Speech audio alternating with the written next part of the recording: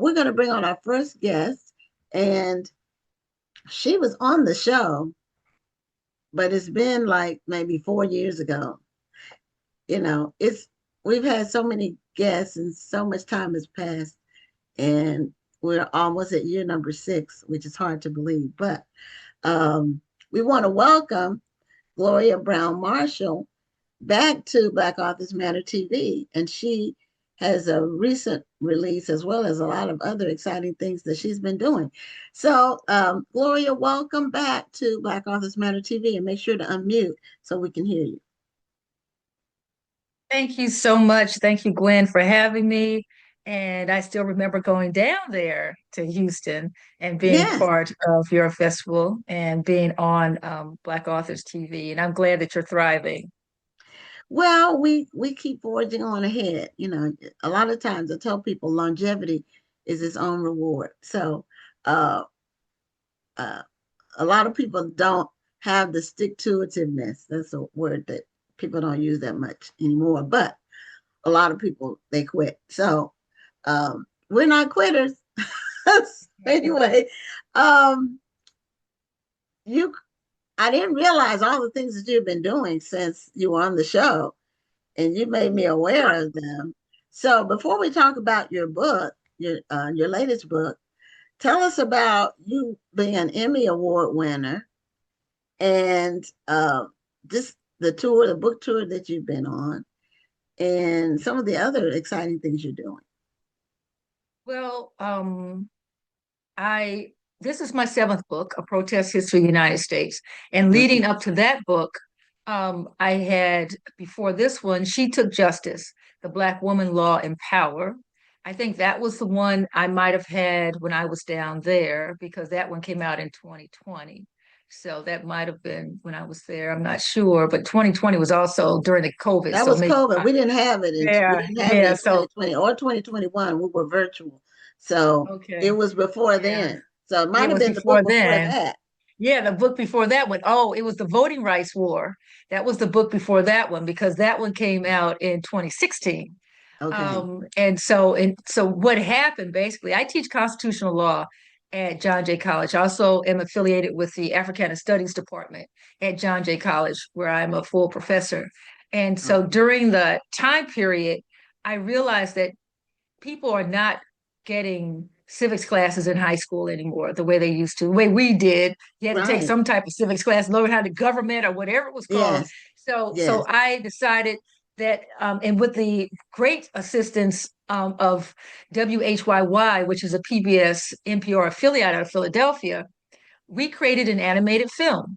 And the animated film is called Your Democracy. And Your Democracy won an Emmy.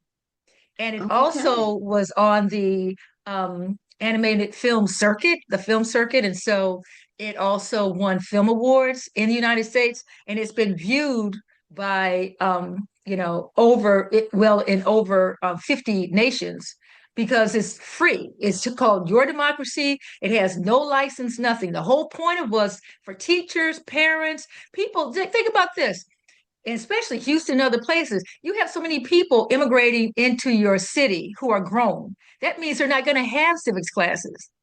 And unless they take the citizenship class, they're not going to know American history. So they're entering, and all they get is what's on television and movies. And we know how that depicts folks.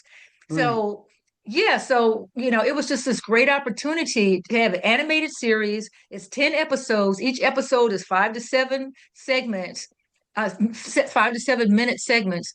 And it won an Emmy Award. And it was so exciting, to actually go get an Emmy. And they say the winner is open the envelope and everything. So it was very exciting. And it also won the Silver Gavel Award from the American Bar Association because it was helping people to better understand their Constitution and their constitutional rights and constitutional history. So I'm geeky about constitutional law, but I'm also into legal history. And so all of my books have some aspect of legal history to them. And that's where Protest History of the United States comes in because as somebody who began as a social justice lawyer and then teaching constitutional law and race in the law and other types of classes, I want people to understand all aspects of this country, not just the ones that they want to commercialize and protest, I believe, using the First Amendment rights and beyond actually help this country become what it is today. And most people think Santa Claus did it or something. They really think that this just fell out of the sky, that people had power, just woke up and said, oh, I'm going to share my power with other people. That's not how it happened. Right. So my book, A Protest History of the United States, starts with the indigenous. So it goes over 500 years of selected Okay. protests and protesters, but it's all based on the foundation of what I gained from my other books that made me say, I've got to write something that actually helps tell the story of how we got the rights we have today so people will stop putting down protests for one, because a lot of what we have today came from protests, but also realize how many people I read about these people in my research, but most people don't. And so I wanted them to know that a lot of life, blood, sweat, tears went into the rights we take for granted today. And we need to know at least some of the people who helped to do this. Right. I too didn't, well, I didn't realize and I don't understand why they stopped teaching students They how want the us to be country, the dumb. government works. That makes no sense to me. And some of these changes, I often wonder whose bright idea was it to remove that from the school? Did they do it because it, not enough students were doing well? But then that means you need to teach better, not that you need to remove the subject. But So, I think it's because they don't want people to have critical thinking skills. Think about it. Why would you invest in voting if you don't even know how the government works?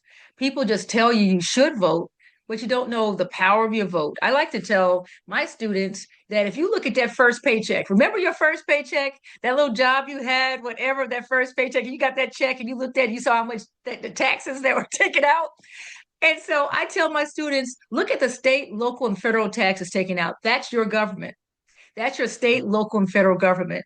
And so your money is paying their salary. So if you add up all these people whose money's going into that, then you see that's where it's going. But if you don't tell anybody about that, if you don't let them see how they have a role in their own government, then why would they care?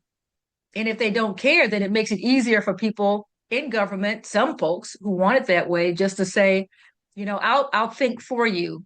You don't have to think for yourself. I'll think for you. So you don't even know what your rights are. no, well, when you said they, I don't know who the they is because it's really nationwide. And so it's not an edict from the federal government. So that means it's happening at the state level. Why And why do you say it's not an edict from the federal government? It you mean depends on what federal removing government. civics from classrooms? That's not the Yes, role of the federal government. it shouldn't be the role of the federal government, but then we have a federal government that's disbanding the Department of Education and deciding what the curriculum is supposed to be. So they're having an outside role in the local education system. We have people in particular political parties who are deciding what can and cannot be taught, what books should be banned. Many of the books, and you know this, they're banning all different types of books, and especially books that talk about civil rights, slavery, anything they don't want to hear that has race in it, they are banning those books. So it is a federal government that's saying anti-diversity, equity, inclusion, discussion of anything that deals with race.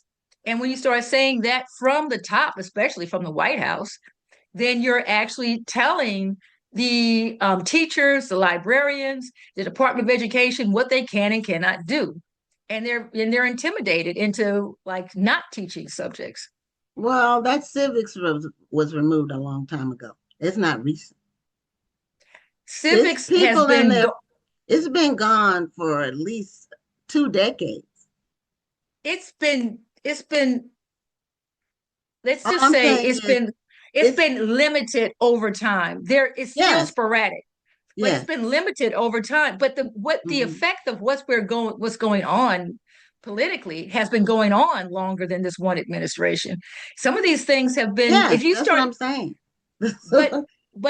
but it's put a particular political mindset. It's the connection to where we are now.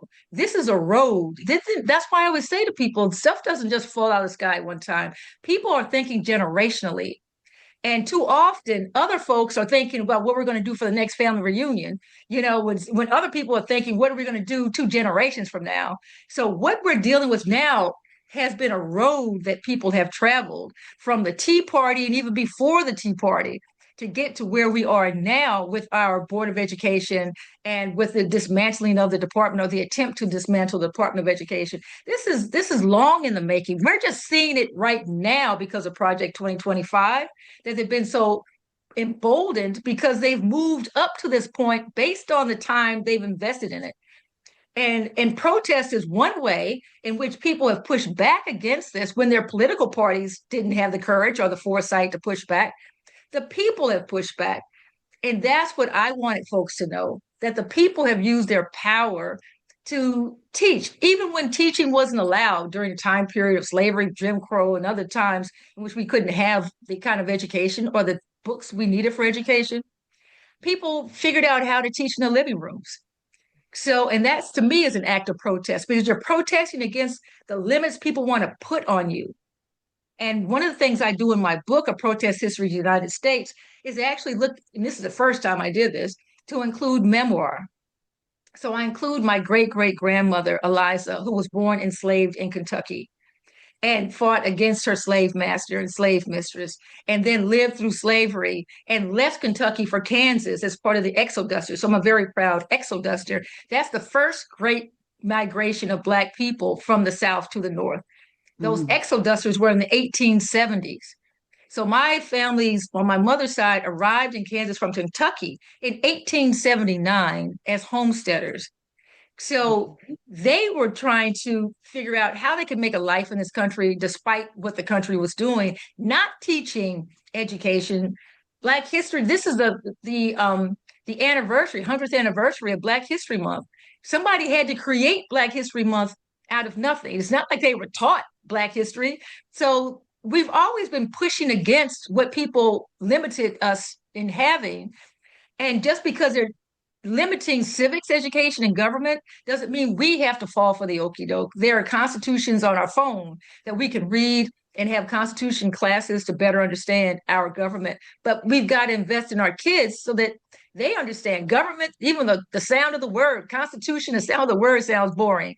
So you have to figure out, and that's what I did in this animated series, Your Democracy, that's online on YouTube right now, or you can get it at whyy.org, the website for the producers, is to figure out maybe if we did an animated series, then people would be more inclined to watch it, whether or not they're adults or they're young people.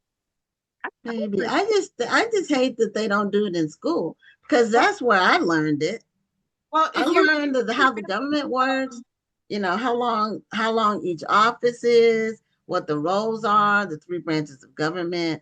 All of that I learned in high school. And I don't know if people are beyond getting it in the educational setting. I don't know how motivated they are. That's well, all I'm saying. well, you have to remember, Gwen, that people learn differently. There are still some people who remember, and what I was trying to say a second ago is there are people who remember Schoolhouse Rock, and there are Mm-hmm. Yeah, I was gonna refer to that. right, Mhm. and there are people who still remember I Am a Bill, and that was the way Mm-hmm. Mhm. we remembered Yes. the three branches. So you can't say that they have to learn it in an educational setting because everybody learns differently. And so when you hit something like this in different ways, people are going to learn it in different ways. One group may learn it in the educational setting, another group may learn it by looking at it in an animated setting, and so forth. But the important thing is to get the information out there. Yeah, I just when it's required for students to learn it in school, they actually are forced to learn it. And animation can enhance it. Because when we had the animation you're referring to, the bill, what is a bill and all that, that wasn't replacing the education of it. It But was didn't enhancing it. Yeah, it So enhanced. What I'm saying is that for some kids that was what clicked for them. No, I agree with that. In front of the I think it should be a requirement. I think every American child should learn But how the government it works. it should be a requirement. So then the next question should be, why isn't it? Well, it Why used was to it be a before? requirement. So, And that's why I'm saying what if you follow logic, if people are taking it out of the classroom and you see how essential it would be in a democracy to know how your government works, then Mhm. logic would then say, well, why would they take it out of the classroom? What would it benefit them to take it out of the classroom? And it's dumbing down people and undermining critical thinking skills so that you don't care about your government as much, and then it's like saying, no need for you to worry how your government works. I know how it works. You just stay home, don't vote, and be dumb, and we'll take care of all the thinking over here. And that kind of mentality actually has been part of this country for a long time. And that's why when it comes even to protests, I expand the idea of protest. The one thing, and I'm glad it's like three sisters on the line, because too often when it comes to Black women right now, we're like, I'm not protesting, I'm not going out in the street, I'm not risking my life, they're going to beat me up, this is a violent administration and all of that. But it doesn't have to be protest and just going to the streets with a sign. So I protested. My first protest was in the third grade. I protested, Kings, and I wasn't even feeling well. I got out of my sick bed, and if all I did was rock around a sign up and down my street, that's what I did, and got back in my sick bed. So what we're missing is we have many of us, I don't know who all the people are, but I've talked to enough of them who believe that our rights came by way of the tooth fairy or something, that we already did what we need to do and we don't have to do anything else. Like Santa Claus gave women the right to vote. That the tooth fairy got us the Voting Rights Act and the Civil Rights Act and the Fair Housing Act. That didn't happen that way. Protests got us that. And we might think, well, I'm tired of protests. Well, so Fannie Lou Hamer might have thought the same thing. Harriet Tubman might have thought the same thing. I think the same thing. Why should I have to keep protesting when there are so many freedom freeloaders? And that's what I call, that's my phrase, freedom freeloaders, because they want to freeload off of the work that other protesters have done and then say, I just want to wake up and live my life. And I understand that. Everybody just wants to live their life. But then who's minding the store? Who's the one who's going to make sure? Right this past week, this administration has decided that it's going to stop taking EEOC claims from people from issues dealing with race. So they're taking EEOC, equal employment opportunity claims from people dealing with, anti-Semitism, but which I still think is disingenuous for a lot of reasons, because they didn't care about the anti-Semitic sayings that were taking place during the first administration, but now all of a sudden it's about anti-Semitism. But I think it's just divide and conquer. Anti-Semitism is real, it's important, it's heinous, but I think they want to just do the divide and conquer game, which is part of what protests has faced. Once you start reading how much we have today that's based on protests, then you realize that sitting it out is not going to work. Because once the ball of oppression starts rolling, it's going to roll over Black women, no matter if we're sitting at home or at our sorority meetings or wherever we may be. It's going to roll over all these people who think they can just sit on the sidelines, because that's the way the country's history has been. And that's why I like to study legal history of this country, because if you watch the laws, you can see how the laws will be used and abused in order to limit the progress of people of color, and in particular African Americans. So my book is not just about African Americans. It starts off, as I said, with indigenous. If you expand the idea of protest, then a slave uprising is protest. That way, if you think about Rosa Parks not giving up her seat, that's protest. But you don't think of Rosa Parks with a sign and a bullhorn in the street. So when you start going through people saying, I'm not going to shop at Target as a protest, there are ways in which people can protest that don't involve going out in the street. But doing something is what's necessary. Pretending like this is not happening and that they can sit it out is not going to work. So that's based on 500 years of my research.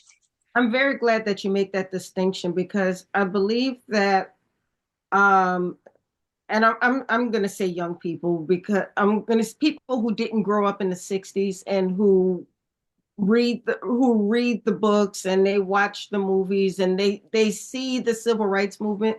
Many people, they romanticize the 60s and they think that everybody was marching in the streets, and they don't realize that there were different types of protests. Not everybody was built for marching in the streets, taking up signs and marching. And it didn't even hit me until I was talking with, he just turned 92 years old, like a few days ago. And I was talking to him, and I'm never going to forget his words. He said that back in the 60s, he told his friend, he said, I'm not going to be able to take part in your protest. I don't want to mess up your movement. He said, because if I get spit on one time, I'm gonna mess up your movement. I'm gonna stay back here, because he was a lawyer. He said, I'll stay back here. I'll be the one to bail people out of jail. I'll be the one to write policy. I'll be the one protesting this way, but I'm not built for marching in the street. And I thought that was so honest, because not everybody was built to take up signs and be in the street. And he knew that about himself. So he did a different form of protest. And I don't think that that made him less of a person. He just knew who he was. But I think that now, because we have romanticized the civil rights movement to think that everybody was in the street, and you're not marching, you're not part of the movement. And I don't think that that was really the case. There were people who were strategically not part of the movement because they were the ones who had to stay on the outside, because they were the ones who were going to bail people out. I'm so glad. Thank you so much. So, and that's what's so crucial for us to understand. There's a role for everyone. You need somebody who's putting together the bail fund. Who's Mm-hmm. going to be there just to man the phone so that when people call saying, I'm in trouble, I need a ride home, someone's, I saw this, whatever, you have all different people. There could be somebody there who's just there, not to march, but just to film it. Remember, when you go back and you watch all those films, somebody had to be there to film it. Yep. Somebody had to be there to take pictures. There's so much. And when you come back from a protest march, somebody needs to be there with some food and some hot coffee, just, there is such a role to play. Who's the driver to drive people to the protest and then pick them up again? There's so much to do, but you've got to do something. And so my book also deals with labor movements, because labor movements were protests. For people to say, I'm not going to take the job circumstances that you're giving me, I'm not going to work under these conditions, I'm going to form a union. Forming a union was protesting labor conditions. So when you start thinking beyond protest movement as a sign in the street, you begin to see that your family probably engaged in some form of protest and you didn't even realize they engaged in protest. We think about how protests could work in our benefit. I'll give this one example: the 8 hour workday. The 8 hour workday. You think Santa Claus gave us that? It was No. signed into law, Mm. because signed into law by Ulysses S. Grant. Just think about this. In the 1800s, it didn't become a reality until the 1900s. That's how much protest went into that 8 hour work week. So that's why we wake up every day and we just have all these benefits from protest, and we are not connecting it to the protester or the protesters who don't have a pension plan. They don't have personal days off. They are people who are giving of themselves. They're not paid to protest, even though there's this lie going around of paid protesters. They're not paid to protest. They're giving of themselves, and they make mistakes. Yes, they do, but they're human. And then people give all these criticisms. Why did you say this? Why didn't you say the other? I went on a protest. I had a sign: "We will not be erased or blamed." That was my Mm. sign. I led a protest, not this President's Day, but the President's Day of last year. That was with other people from New York, New Jersey, to Washington, D.C. to march on the Capitol. So we were the only Black people there in our little group. They had two others who were just sitting around. So if our issue is not at the protest on one of those signs, then who's going to negotiate what we care about? The people are going to go in there talking about ICE and immigration. They're going to be talking about the hundreds of thousands of Black women who lost their jobs.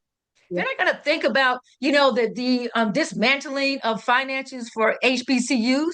They're not going to be in the room talking about anti-DEI and what's being taught in the books being banned by Black people. They're not going to talk about those things because we're not at the table. And if you're not at the table, you're probably on the menu. And that's what I tell people, like, if you're not at the table, you're probably on the menu. Because if they've got to give something up and you're not at the table, you're probably going to be the one they're going to give up in order to get something for themselves. And right now, we are not at the table. Y'all don't want to know the first person I heard ever say that because y'all don't like her. The first person I ever heard say that was Omarosa. Well, Omarosa wasn't the one who made it up. She was just the first person you heard say it. I didn't say she was the one who made it up. I said she was the first person I you heard say it. Now, I have a question because we don't have that much time. We only have a couple of minutes. You said your first protest was in third grade? Yes. So what did you protest? I was protesting because our teacher told us that if they passed this tax levy, that it would help improve our schools. Now, I'm in third grade. What do I know? Levy from Slevy. But she's saying that this money will help our schools be better. We'd have better books. We'd have better things in our schools. And just like back then, the Black schools didn't have as much as the white schools did, and so we went out with our signs. I helped make a little song that we sang and everything. And it didn't pass. It didn't pass. They finally passed a tax levy. And it was like over 10, 15 years later. They finally passed that tax levy. I was devastated because I thought, I did the work. I should win. Our side should win. So that was one of my first protests. And it was one of my first major protest disappointments. And it made me realize to this day as a grown person, decades later, that you've got to be in it in some shape or form, especially as an African American, especially as a woman. You got to be in it. There is no way in the world we've gotten this far for our ancestors who have done so much for us to think that we can sit back and just let them do it out there. They got us in this mess. They can be the ones out there protesting. It's not going to work that way. It sounds good on paper, but in order to make laws that were on paper reality, or as Martin Luther King said, we want you to be true to what you said on paper. What goes back full circle to the Constitution. The Constitution, words on paper, people protested their way into the Constitution. Okay? Yes, that is it true. did. Yeah, Mm-hmm. They didn't just say, happen. Yeah, it didn't just happen. People had to protest their way into the Constitution to make it apply to them. And those protests in my book, A Protest History of the United States, not only shows the large and small ways in which people have protested, but I think it reminds folks that standing by on the sidelines, and like I said, not everybody's going to protest, but we have to have more than what we have right now. And we have to have a strategy, that word strategy and tactics and creativity in our protests, so that what we've gained all this time is not completely lost. Because right now people are taking it, and they're not going to stop taking it because they feel bad about taking it. They're going to keep taking it because Black progress offends a lot of folks, and Black progress is what we need to keep going. And protest is protesting the limits they want to put on Black life and Black progress. So just staying true, pushing forward is protest, because it's showing we're not going to be limited by what other people want to put on us. My first protest was I marched for the Martin Luther King holiday in Washington, D.C. And it was Stevie Wonder was leading the march, and it was snowing. There were thousands of people marching. It was snowing that day. And a couple of years later, it passed. So it became law. So yeah, that was my first one. And there was a lot of people. And I took off work because with no pay. Okay. I took a day off from work unpaid because they wouldn't let me have it as a vacation day. So I said, okay, I'm not going to be paid. It'd be unpaid leave. And I took the day off. It was a weekday. I don't remember which day it was this week. Just think that songs can be protest. So Stevie Wonder's song was protest. Painting can be protest. Think of all these different ways in which you can have protest. There's so many ways.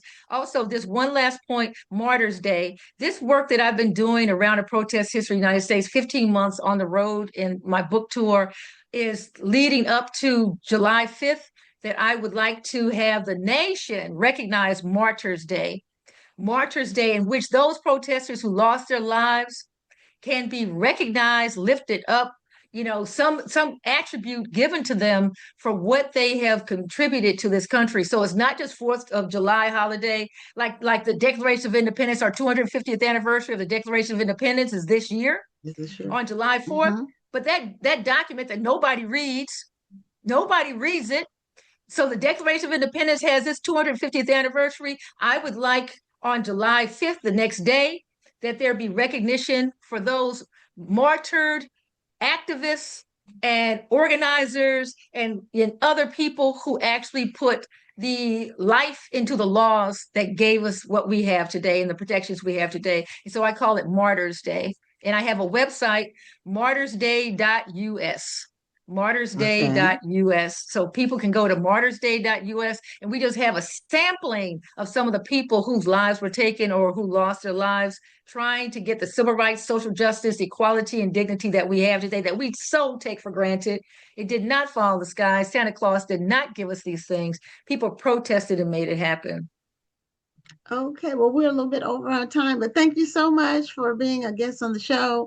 Congratulations on your success of your book and your Emmy Award. Thank you. Well, And power to the people. we'll be on the lookout for your next project, which I know you're working on now. Martyrsday.us. Martyrs Day on July 5th.